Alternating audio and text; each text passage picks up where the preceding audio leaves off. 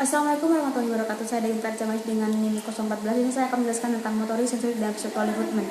Motorik development 1. Tentang sistem dinamis. Bayi memiliki keterampilan motorik mereka untuk memilih dan bertindak. Perkembangan motorik bergantung pada sistem saraf, sifat fisik, dan tujuan untuk bergerak. Tujuan yang ingin dicapai mereka yakni dengan motivasi dan dukungan dari lingkungan.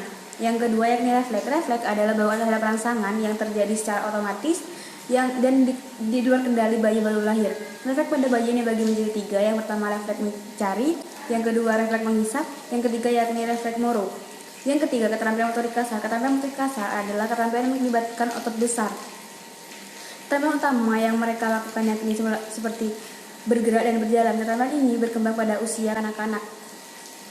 Keterampilan motorik halus, keterampilan yang setaras dengan baik, seperti menggenggam mainan, menggunakan sendok bayi, menyempurnakan kemampuan mereka untuk menggenggam, dibagi menjadi 2 jenis.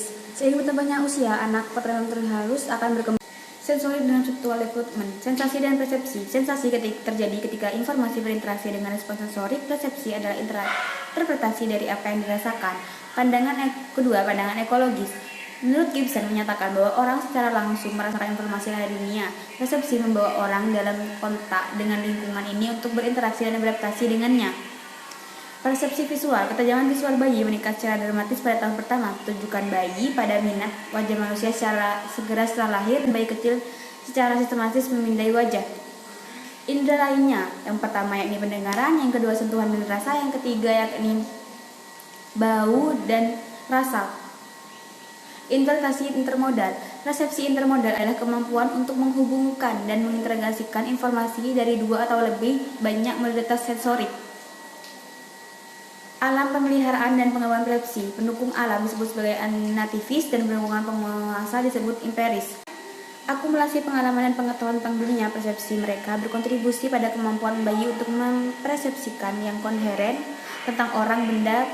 Potret pengembangan perseptual meliputi pengaruh alam, pengasuhan, dan kepekaan yang berkembang terhadap informasi.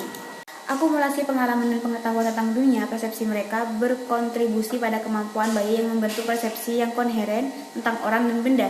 Potret perkembangan perseptual meliputi pengaruh alam, pengasuhan, dan kepekaan yang berkembang terhadap informasi. Yang ketiga yakni kopling persepsi motorik. Persepsi dan tindakan digabungkan sehingga individu mempersepsikan untuk bergerak dan bergerak untuk melihat. Kopling motorik persepsi baru tidak terjadi sebagai hasil dari penentuan genetik, melainkan karena bayi secara aktif merakit keterampilan untuk memahami dan bertindak. Sekian pemaparan materi dari saya, kurang lebihnya mohon maaf. Wabillahi taufiq wal hidayah. Wassalamualaikum warahmatullahi wabarakatuh.